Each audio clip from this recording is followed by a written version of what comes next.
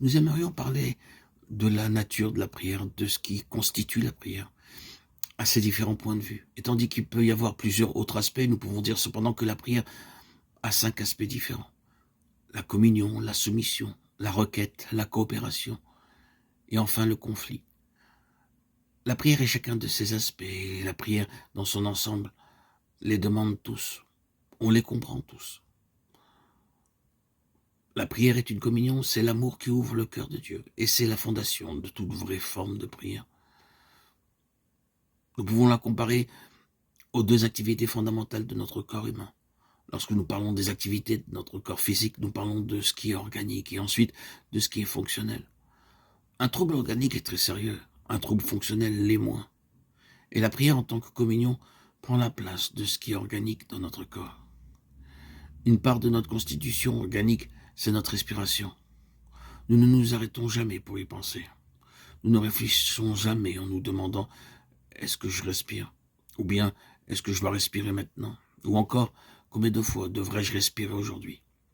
Nous pouvons faire cela au sujet de notre pas, c'est une fonction.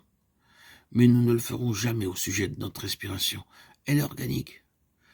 Nous pouvons nous demander si nous allons marcher ou penser ou parler, et nous pouvons décider de ne plus penser, ni marcher, ni parler. Ce sont des fonctions qui sont contrôlées, qui sont délibérées, mais nous ne le ferons jamais au sujet de notre respiration. Elle se continue. Mais si notre respiration cesse, notre parole cessera, notre marche cessera, et notre pensée cessera. La respiration est donc fondamentale pour toutes nos fonctions. Et la prière en tant que communion est dans la vie spirituelle ce qu'est la respiration dans la vie physique. La communion avec Dieu est soutenue. Elle est ce qu'est la respiration. Elle se continue, ou devrait se continuer. Elle diffère entièrement de ses activités périodiques et fonctionnelles telles que la nourriture. La respiration est tout à fait involontaire et n'est pas simplement délibérée. Nous pouvons l'appeler une habitude, et une habitude en enlève facilement le sentiment à celui qui l'a prise.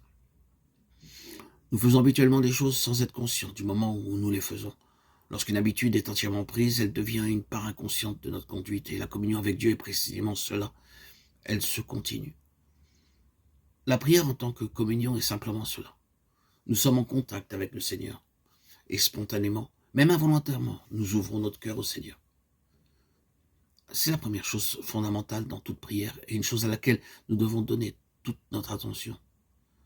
Tandis que nous ne discutons jamais pour savoir si nous allons respirer, il est cependant possible de développer une bonne respiration, et dans ce sens, nous devons donner notre attention à notre respiration. Je pense que de tous les hommes que j'ai rencontrés, et qui sont un exemple de cette vie organique en communion avec Dieu, le docteur Meyer est celui qui m'a frappé le plus.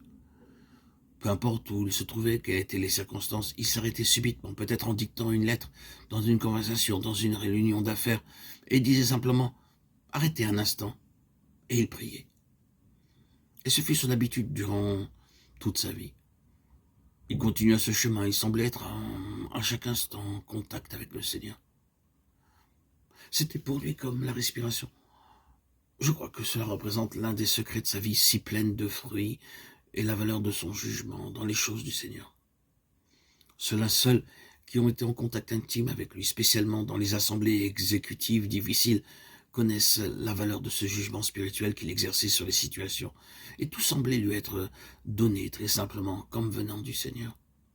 Oui, c'est la prière dans sa fondation, c'est la communion, c'est le cœur qui s'ouvre spontanément au Seigneur.